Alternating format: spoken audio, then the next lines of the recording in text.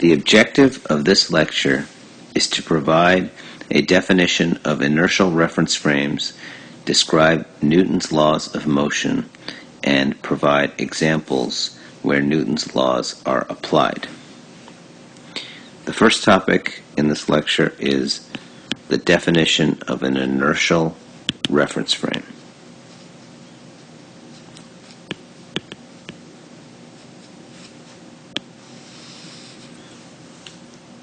Particles, that is, point masses,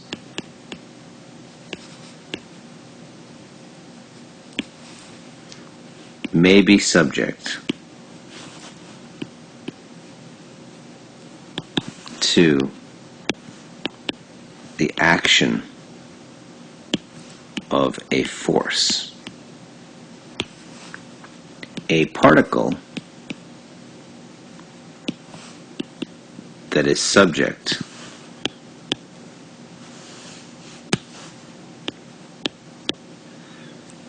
to zero action is called an unforced particle. Suppose that P and Q are unforced particles.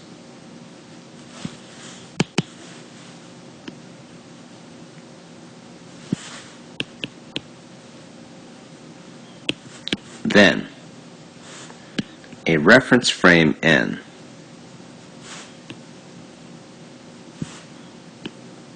is said to be an inertial reference frame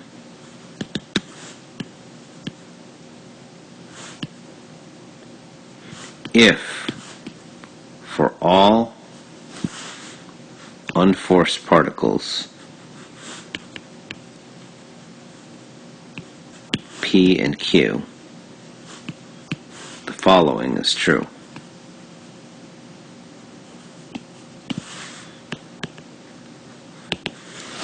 The acceleration of P relative to Q in reference frame N equals 0.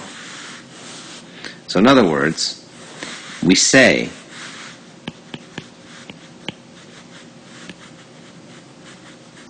N is said or is defined to be an inertial reference frame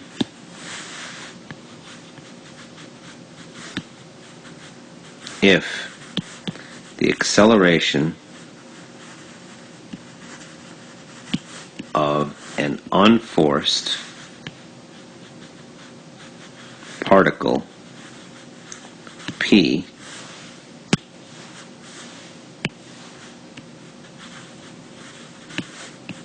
relative to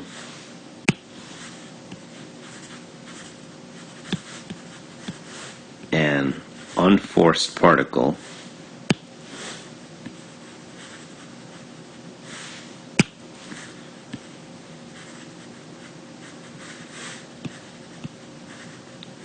Q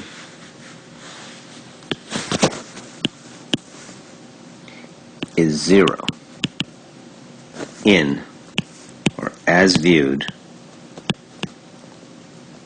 by an observer in reference frame N. Now, using the concept of an inertial reference frame, we can actually define Newton's three laws. So Newton's laws for a particle.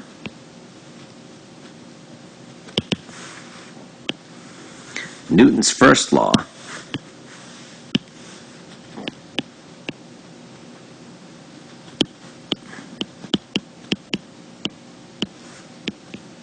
is stated as follows.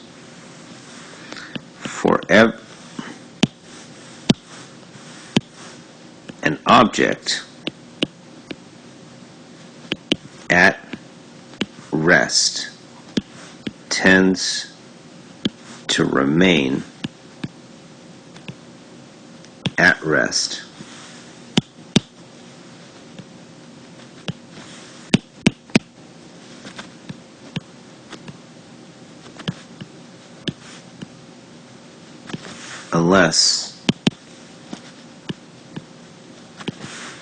unless acted upon by an external force.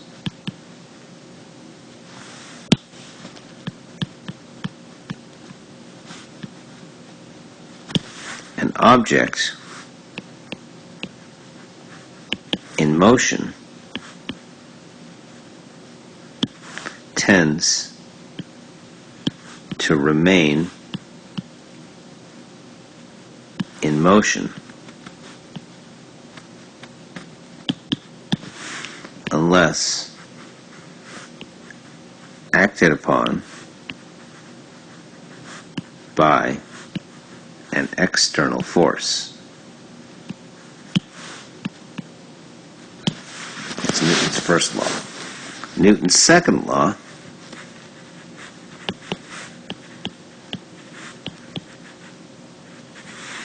is stated as follows. Let F be the resultant force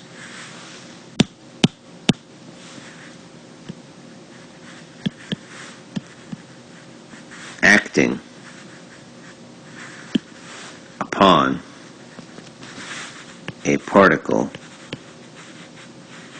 P of mass m.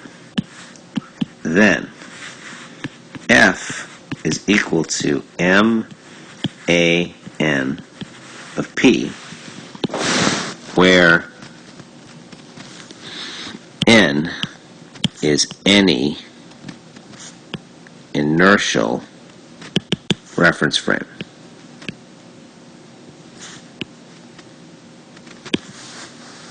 Newton's third law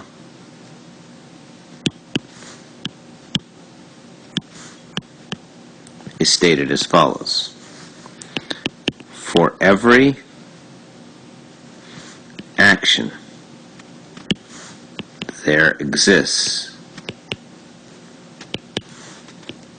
an equal and opposite reaction. Now, using these laws of motion, we can actually start describing how an object moves in a given example of interest. It's very important to understand something. Let's go back to Newton's second law for just a minute. So returning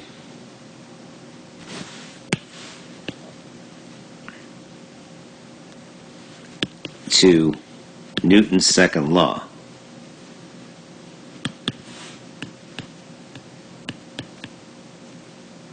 we have that F is equal to ma n of a point P, which has mass m, so a particle of mass m. This side of the equation is what's called kinetics.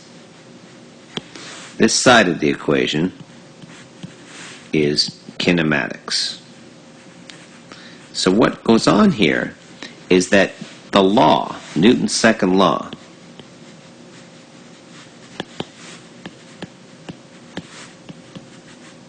relates two quantities,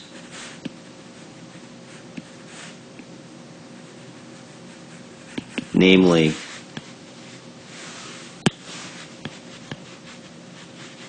F and ma n of this point P, and states that these two quantities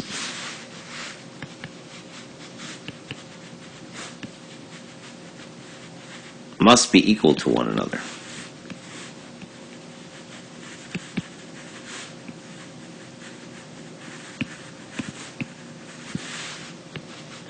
Notice that the force doesn't have anything to do with the acceleration in and of itself, and similarly the acceleration has nothing to do with the force in and of itself. I can compute acceleration without regard to the cause of the motion, and that's what was done in kinematics. I can compute the force exerted on a particle without regard to its acceleration and just say, well, this is the force. But when I'm applying Newton's laws, particularly when I'm applying Newton's second law, it says that there's a relationship between the force exerted on the particle and the inertial acceleration, or the acceleration of the particle as viewed by an observer in an inertial reference frame. So these two things, force and acceleration, that have nothing to do with each other in and of themselves, are related to each other through this law. Now, in order to see how this all plays out, let's actually do an example first to see what's going on. So this is a first example of applying Newton's laws. This example is what's called a simple pendulum. Now, simple pendulum has the following setup: is that we have a slender arm, massless arm of length L, and attached. Let's actually make this drawing a little bit better. So the slender uniform arm of length L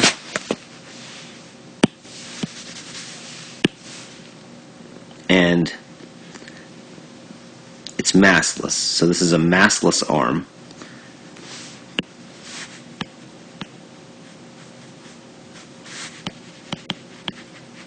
And it's of length L, and attached on one end, it's hinged at point O, which is fixed to the ground, and particle P of mass M is suspended from the other end.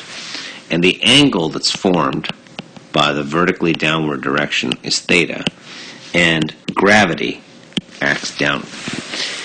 Now, this is an important part of applying Newton's laws, is that there's no such thing as an inertial reference frame in reality. You can't actually find an inertial reference frame. Even though there's a definition for an inertial reference frame, in practice you can't actually find one. What you're going to find approximations to inertial reference frames.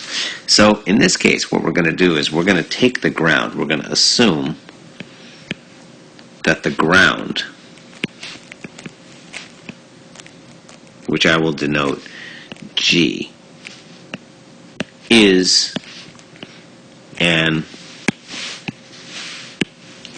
approximate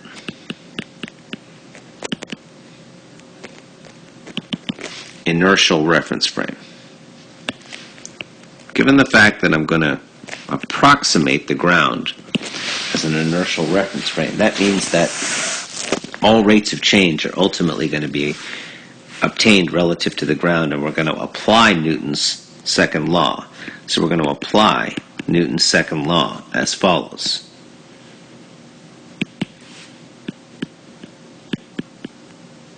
In the form F is equal to m times a p of g, because g is the frame that we're going to call inertial. Now, in order to be able to apply this, again, one side of the equation is kinetics, that's the left side. The other side of the equation is kinematics, that's the right side. So we have to do kinematics first. So we'll do the kinematics, but in this case we're going to do the kinematics a little bit more quickly than what we did when we were actually studying kinematics. So in this case, we have one rotation, which means we need two reference frames. The first reference frame, which is the base frame, is the ground. The base reference frame is our inertial reference frame. I'm going to put it in quotes, inertial reference frame, which is equal to the ground, which is G. And the first rotating frame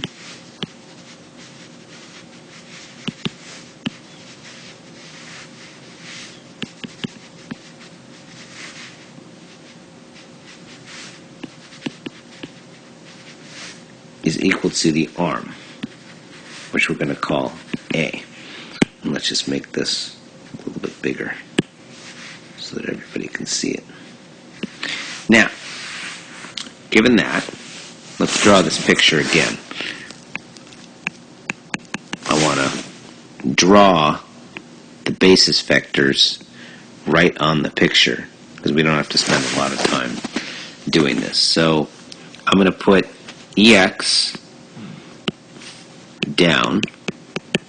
I'm going to put EZ out of the page, and then EY is this way. Both coordinate systems have their origin at O. So both coordinate systems fixed in G and A have origins at point O. The basis that's fixed in the arm is going to be along OP, and then EZ is going to equal big EZ, and then E theta is going to equal EZ crossed with ER. EY in this case is equal to EZ crossed with EX, and ER is along OP, and this angle here is theta. So I know from this, and this distance is L. So we know from this that the position of P relative to O is equal to LER. So the velocity of point P as viewed by an observer fixed to the ground is equal to the rate of change in G of the position of P relative to O, which is equal to the rate of change in A of the position of P relative to O, plus omega AG crossed with the position of P relative to O, which is equal to, well, ddt in A of the position of P relative to O is 0 because L is constant and ER is fixed in O, and this gives me theta dot EZ crossed with LER, which is equal to L theta dot E theta.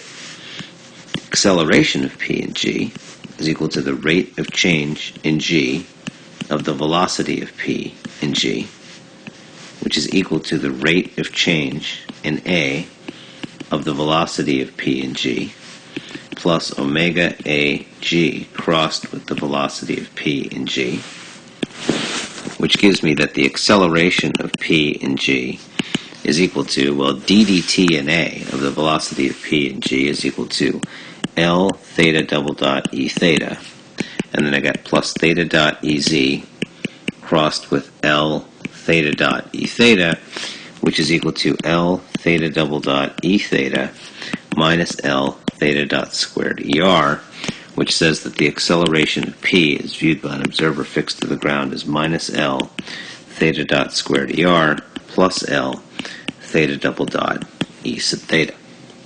Now, that takes care of the kinematic side. If we look here, we've now computed the acceleration of P in G, so that takes care of the right-hand side.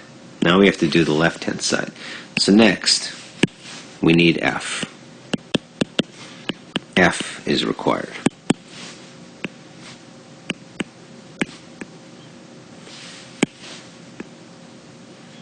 So in order to compute F, we need to draw the free body diagram of the particle.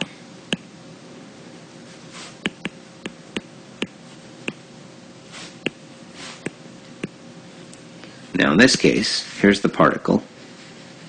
The forces that are acting on the particle are the force of gravity and then the reaction force. So mg equals the force of gravity, and R is what's called the reaction force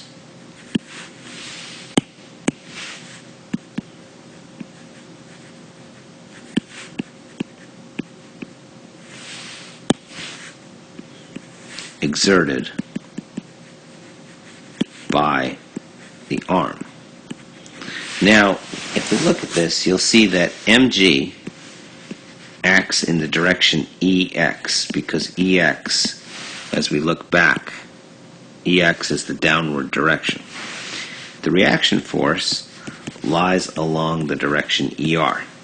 Now notice that I don't know the direction of the reaction force. I only know its line of action. So that means that R could be in the direction ER, it could be in the direction minus ER.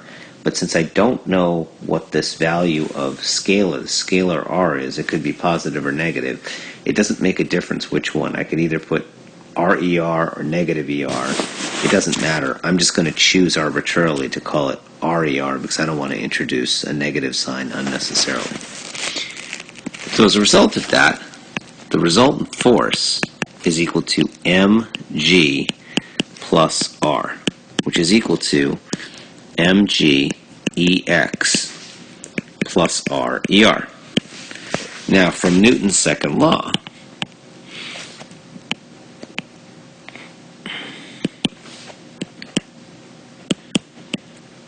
we have that F has to equal MAG because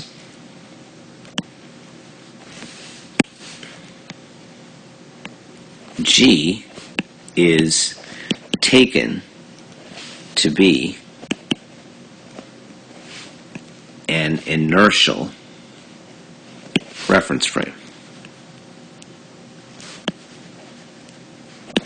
So, equating F and MAG, what do we get? We get that mg ex plus RER is equal to minus ml theta dot squared ER plus ml theta double dot E sub theta. Now, the goal in all this is to be able to determine the differential equation of motion. That's what we're trying to do here. So if we go all the way back to the beginning of this problem, the objective is determine the differential equation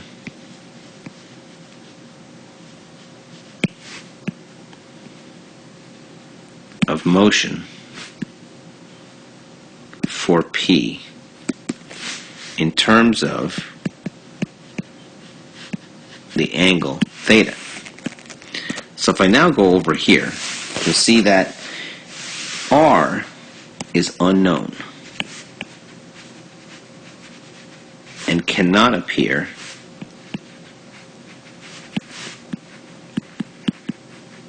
in the differential equation because the differential equation cannot contain any unknowns other than the variable that's being solved for. In this case, the variable that we'd ultimately solve for if we solve the differential equation is theta. So the only thing that is, quote, unknown is going to be the variable that we ultimately would solve for. Everything else in the equation has to be known. So in order to eliminate R, or in order to remove R from the differential equation, or in order to remove R from the final result, the last expression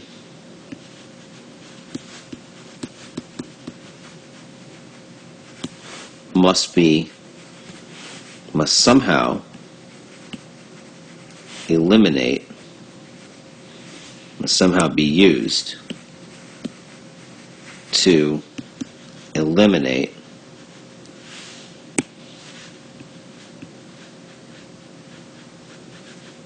R. So how are we going to do that? So let's write this expression down. So mg ex plus RER is equal to minus ml theta dot squared ER plus ml theta double dot E theta. Now remember that because R lies along ER, the scalar R can be eliminated by taking the scalar product on both sides with E sub theta. So what do I mean by that? It means that if I take mg Ex plus RER and I take its scalar product with E theta, that has to equal minus ML theta dot squared ER plus ML theta double dot E theta. The whole thing, scalar product with E theta. Now what happens when I do this? This gives me there's no underbar here, sorry. This gives me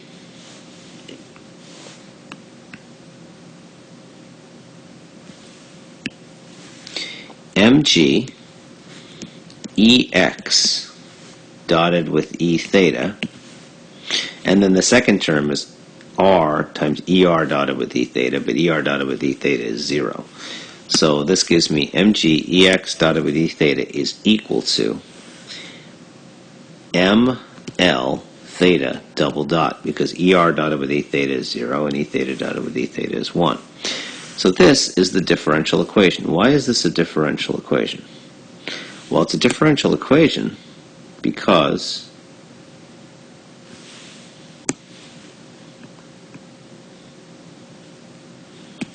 I know the direction Ex and I know the direction E theta. So if I actually look at this, I can see that Ex is actually equal to cosine of theta ER minus the sine of theta times E theta, because Ex is downward, and then this direction is ER, and this direction is minus E theta, and this angle is theta. So as a result, Ex dotted with E theta is equal to minus the sine of theta. And that gives me that minus mg times the sine of theta is equal to ML times theta double dot, which I can simplify to theta double dot is equal to minus G over L times the sine of theta. I could rewrite this as theta double dot plus G over L times the sine of theta is equal to 0. And this is my differential equation.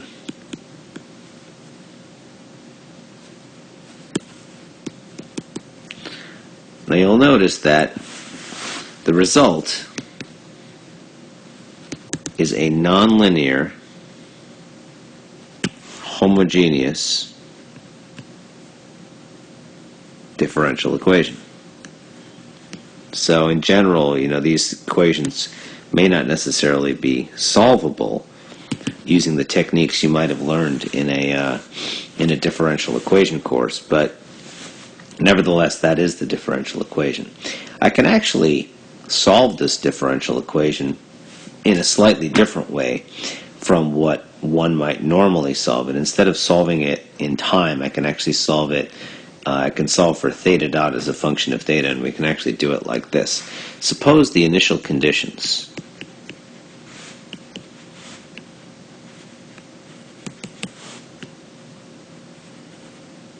are theta at t equals 0 equals theta 0, and theta dot at t equals 0 is equal to theta 0 dot.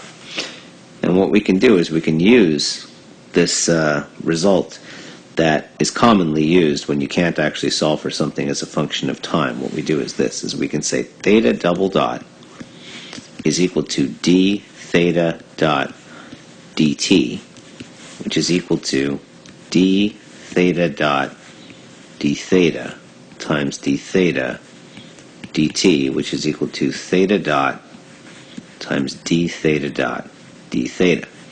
And we can substitute this result into the equation. So then we get that theta dot times d theta dot d theta which is equal to theta double dot, because I just did that, is equal to minus g over L times the sine of theta. Now what I can do is I can separate variables. This gives me theta dot times d theta dot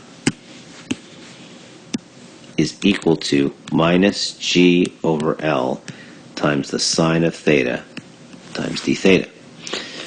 Now you can integrate both sides. So I can integrate theta dot d theta dot, and that's equal to minus g over L times the integral of sine theta d theta, which gives me theta dot squared over 2 is equal to, well, there's going to be a g over L times the cosine of theta, but there's also a constant that actually comes into the whole thing. The integral of sine theta is actually minus the cosine of theta, so I get that result. Now I can apply the initial conditions. So I know that theta at 0 is equal to theta 0, and theta dot at t equals 0 is equal to theta 0 dot. So this gives me theta 0 dot squared over 2 is equal to g over L times the cosine of theta 0 plus the constant. So that tells me that the constant is equal to theta 0 dot squared over 2 minus g over L times the cosine of theta 0. And you can actually see that then that gives me an equation that I can now plug that constant back in, and I get theta dot squared over 2 is equal to g over L times the cosine of theta plus theta 0 dot squared over 2 minus g over L. Actually, if I'm careful about this, this is a minus g over L. And I get minus g over L times the cosine of theta 0, which gives me theta dot squared is equal to g, or 2g, over L with a minus sign times cosine of theta plus the cosine of theta 0. Put all that, leave the parentheses off of this actually. I can do cosine of theta plus the cosine of theta 0, and I can leave the parentheses off of this as well.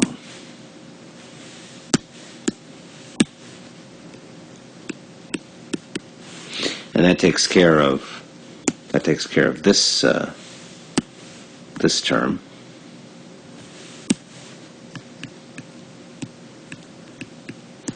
And then I get plus theta 0 dot squared. So that's my final solution, which I can rewrite as theta dot squared is equal to theta 0 dot squared minus 2g over L times the cosine of theta plus the cosine of theta 0. So that gives me the final result in terms of theta 0 and theta 0 dot. Now you notice that I didn't solve for it as a function of time. I solved for theta dot as a function of theta. So this solution is theta dot as a function of the angle theta, not theta dot as a function of time, not theta as a function of t, because we can't solve that equation as a function of t. It doesn't have an analytic solution. So now let's actually go on and do a second example. The second example is a little bit different from the first example, but it actually will illustrate how to use a few things that might be somewhat useful in a later on when we're actually doing maybe even more complicated problems. So I have a particle that slides on a logarithmic spiral. You remember we did this problem in kinematics, but I'm going to do this problem now as a kinetics problem. So there's a particle P of mass m that slides on a track. So this is a track, and I'm going to call the track T. And T is a logarithmic spiral, which has this equation. R is equal to R0 times e to the minus b times theta. And gravity acts downward in this problem. Now in this case, what I'm going to do is we're going to apply, so the objective is determine the differential equation as a function of theta.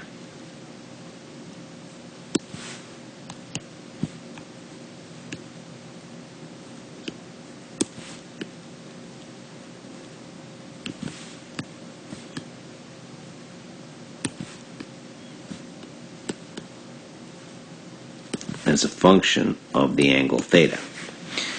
In this problem, I'm going to take the track will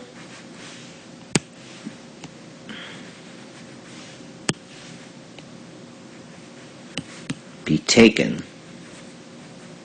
as an inertial reference frame. And the way we're going to work this is as follows, is that T is going to be the base reference frame. So there's one rotation, so we're going to apply F equals ma. This is what we're going to do now. We're going to apply F equals ma p t because the track is taken as an inertial reference frame. So we first have to compute the acceleration of the particle. So we're going to do the kinematics in the following way. There's one rotation, which means that we need two reference frames.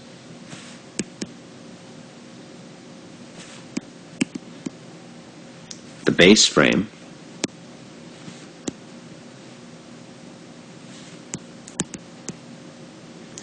is the inertial reference frame.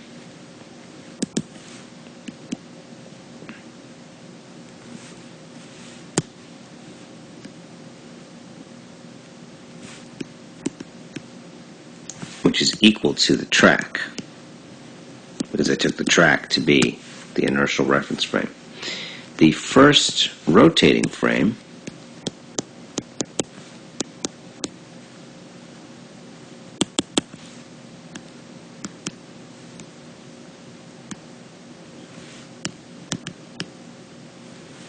is equal to the OP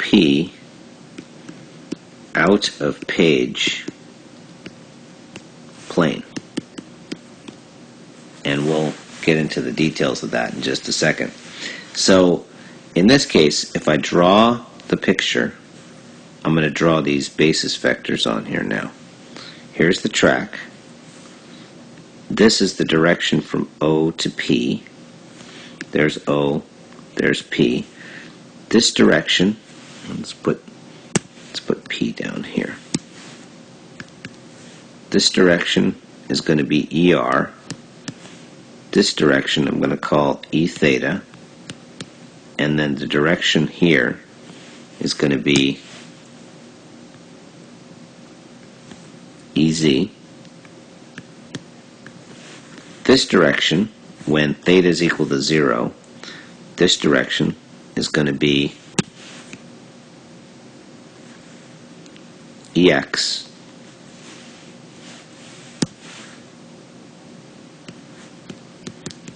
And then I'm going to put EZ out of the page, and then EY is going to equal EZ crossed with EX. Now, when I do that, the position, this let's label this EX, EY, EZ is fixed in T. The basis ER, E theta, EZ is fixed, fixed in this frame I'm going to call A. We're going to call this frame A. Now, the position of P relative to O is equal to RER, which is equal to R0 times e to the minus b theta times ER. The next thing I'm going to do is the velocity of point P as viewed by an observer fixed to the track. And that's going to equal the rate of change in the track of the position of P relative to O, which is equal to the rate of change in A of the position of P relative to O, plus the angular velocity of A and T crossed with the position of P relative to O. So if I take the rate of change in T, the rate of change in A of the position of P relative to O, and that is the first term in this transport theorem, that's going to equal minus R0 times B times theta dot times e to the minus b theta times ER. The angular velocity of A and T crossed with the position of P relative to O is equal to theta dot EZ crossed with R0 e to the minus b theta times ER, which is equal to R0 times theta dot times e to the minus b theta times E theta, which gives that the velocity of point P as viewed by an observer fixed to the track is going to equal minus R0 times B times theta dot times e to the minus b theta times ER plus R0 times theta dot times e to the minus b theta times E theta. Now, I'm actually going to do this problem using intrinsic coordinates, and there's a reason why. Remember that when we actually talked about intrinsic coordinates, we said that they're very useful when it comes to being able to deal with motion of an object that's moving while on a track or on a curve of some kind. So let's actually rearrange this, and then we'll see how to use intrinsic coordinates. So theta dot comes out, e to the minus b theta comes out, and then R0 also comes out. And what are we left with? We're left with minus b ER plus E theta. So I'm going to start putting this in intrinsic coordinates, and then we'll see how this actually plays out. So I know that the tangent vector relative to the track is equal to the velocity of P divided by its magnitude, which is equal to the velocity of P divided by the speed as viewed by an observer fixed to the track. Now, the speed as viewed by an observer fixed to the track, which is equal to the magnitude of the velocity, is equal to, well, if I assume the object is moving such that theta dot is positive, this is equal to R0 times theta dot times e to the minus b theta times the square root of b squared plus 1. So that gives me that the tangent vector is equal to minus b ER plus E theta, all divided by the square root of b squared plus 1. But more importantly, we can now write the velocity of point P as viewed by an observer fixed to the track as the speed times the tangent vector, where the speed is what I just computed over there. Now, I don't need to worry about that for right now. I'm going to leave it just as the speed. Now let's do the acceleration. So the acceleration is equal to the rate of change in the track of the velocity as viewed by an observer fixed to the track, which is equal to the rate of change in the track of the speed relative to the track times the tangent vector, which is equal to the rate of change of the speed, because the speed is a scalar, times the tangent vector, plus the speed times the rate of change in the track of the tangent vector.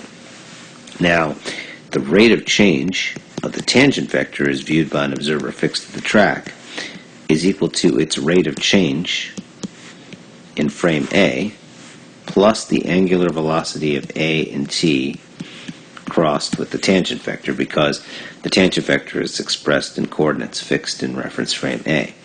But dE dt in A is 0 because B is constant.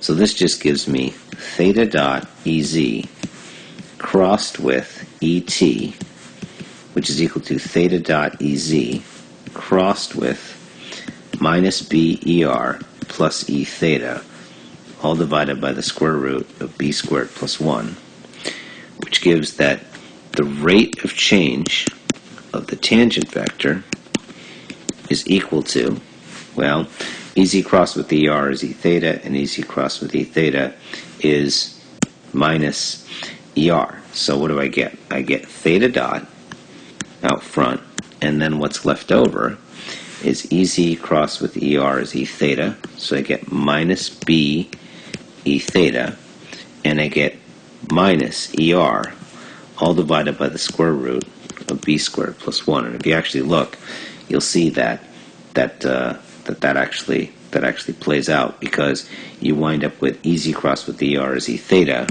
and that term goes second in what I had, and Ez crossed with E theta is minus ER. So that gives me this direction. Now we know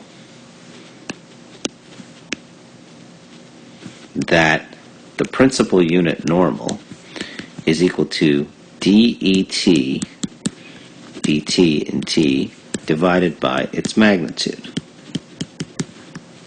So if we look at this, we actually will see that the magnitude of the rate of change of the tangent vector is just equal to theta dot, because the vector that multiplies theta dot has a magnitude of 1, which tells me that the rate of change of the tangent vector is equal to theta dot times En. Now, let's use that information to construct the acceleration. So then, the acceleration of point P as viewed by an observer fixed to the track is equal to the rate of change of the speed times the tangent vector plus the speed times the rate of change in the track of the tangent vector, but that's equal to d dt of vpt times et plus vp times theta dot times en. So this acceleration is now expressed in intrinsic coordinates. Now I have the acceleration. I don't have to differentiate the speed. I can differentiate the speed later. Now we're going to try to compute the force. So next, we need F. So how are we going to get F? Well, let's draw the free body diagram.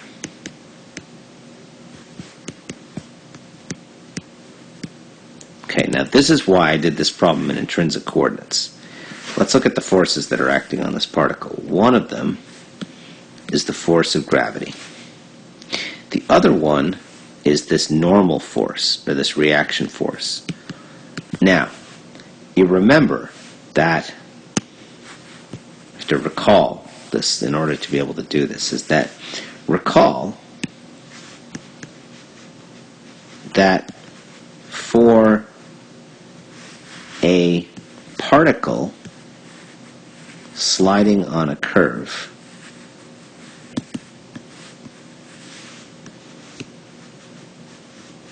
we have the following. We have that the normal force is equal to a component in the En direction plus a component in the EB direction. But you'll notice something here. EB, which is equal to ET crossed with EN, is actually equal to EZ. And there is no motion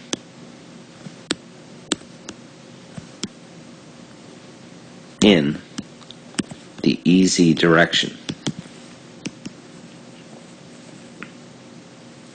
So therefore, the normal force only has a component in the EN direction. There is no component in the EB direction because there's no motion in the EB direction, so there can't be any force in the EB direction.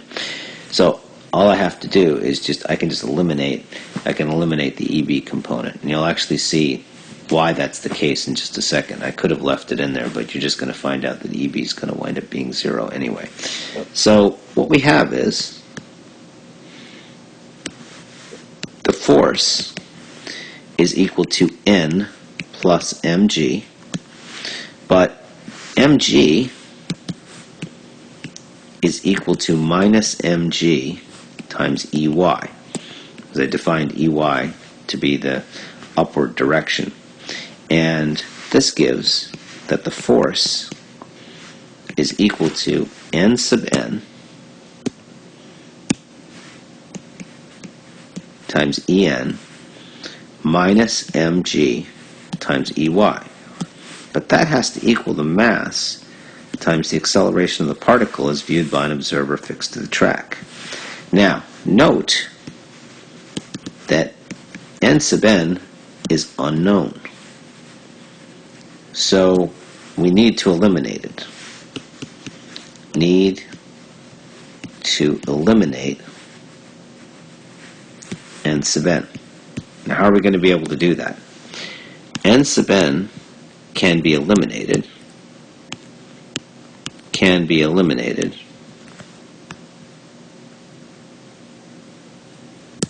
By taking the scalar product of F equals ma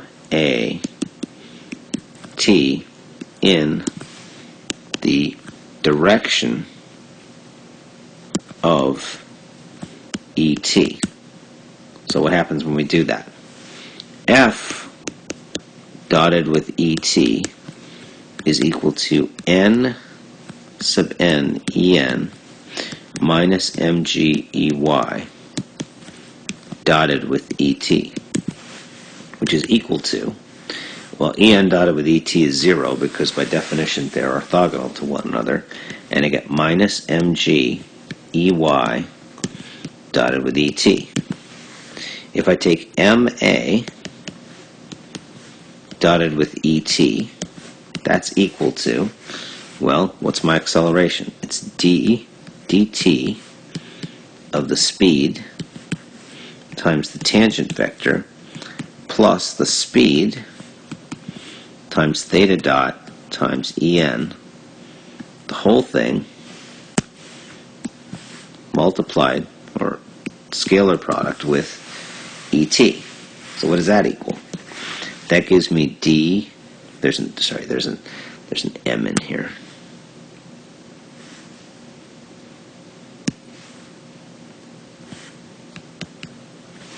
So this gives me m times d dt of vpt, because et dotted with et is 1 and en dotted with et is 0. So if I equate these now, I get minus mg Ey dotted with et is equal to m times d dt of vpt. And it turns out that this is the differential equation, because I know everything in this equation except I don't know the variable that I'm solving for. Now we can go back and let's go grab the speed. The speed is equal to, got to go all the way back here, r0 theta dot e to the minus b theta times the square root of b squared plus 1. So the speed, recall that the speed in the track is equal to, go back and get it, r0 r0 theta dot e to the minus b theta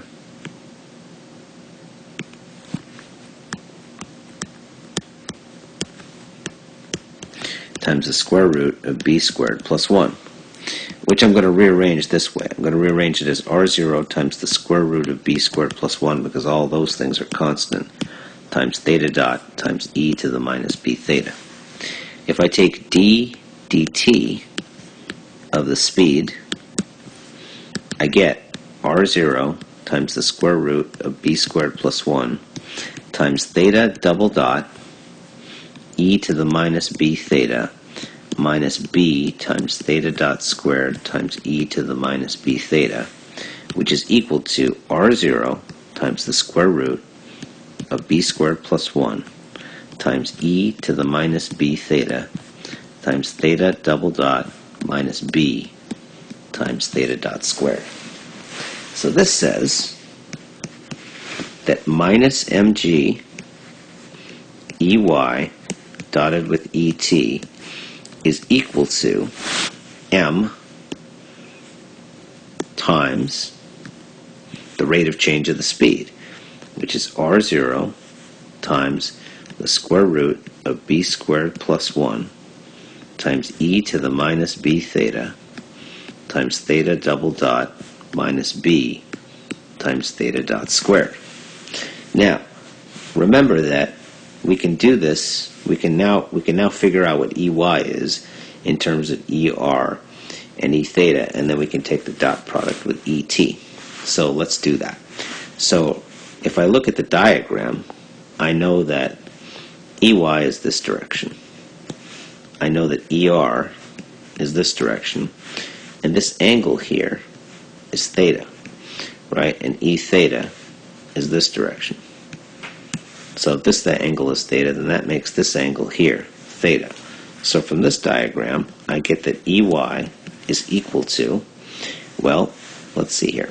It's equal to the cosine of theta times E theta, and then plus the sine of theta times ER, which is equal to the sine of theta times ER plus the cosine of theta times E theta. Now what was ET equal to? Where is ET? We've got to go all the way back to the beginning to get ET. It's equal to minus BER plus E theta. So ET is equal to minus BER plus E theta. ET is equal to minus BER plus E theta, all divided by the square root of B squared plus 1. This is recall. Right? Now, if I take EY and I dot it with ET, what do I get? I get that sine of theta ER sine of theta times ER plus the cosine of theta times E theta, and that's dotted with minus BER plus E theta, all divided by the square root of B squared plus 1. So that equals, well, I get minus B times the sine of theta, right, that's the first term, plus the cosine of theta, which is the second term, all divided by the square root of B squared plus 1. That's EY dotted with ET. So now if I substitute that into this expression, I get minus mg times minus b times the sine of theta plus the cosine of theta, all divided by the square root of b squared plus 1 is equal to, well, what do I have on the other side? I've got m times r0 times the square root of b squared plus 1, and then that whole thing is multiplied by e to the minus b theta times theta double dot minus b times theta dot squared. And I can rearrange this.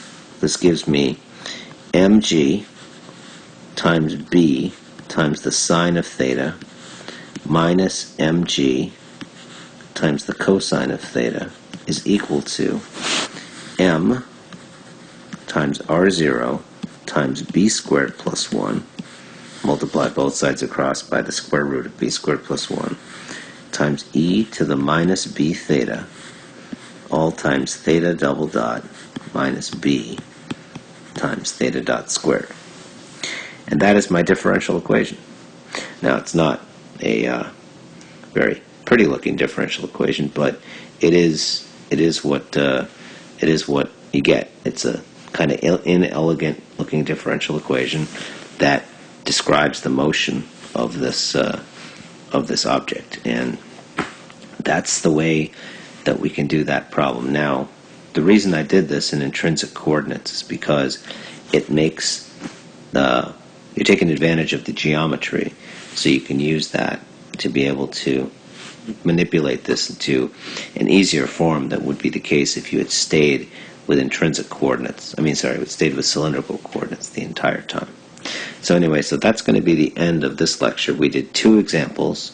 We got the differential equations for both of them. The first one was a somewhat simpler problem. The second one was a more complicated problem. But we were able to show how to actually go about applying Newton's second law, and we were able to determine the differential equation of motion for the system in question. In future lectures, we're going to do more examples, and we'll continue to see how to use Newton's laws in various forms.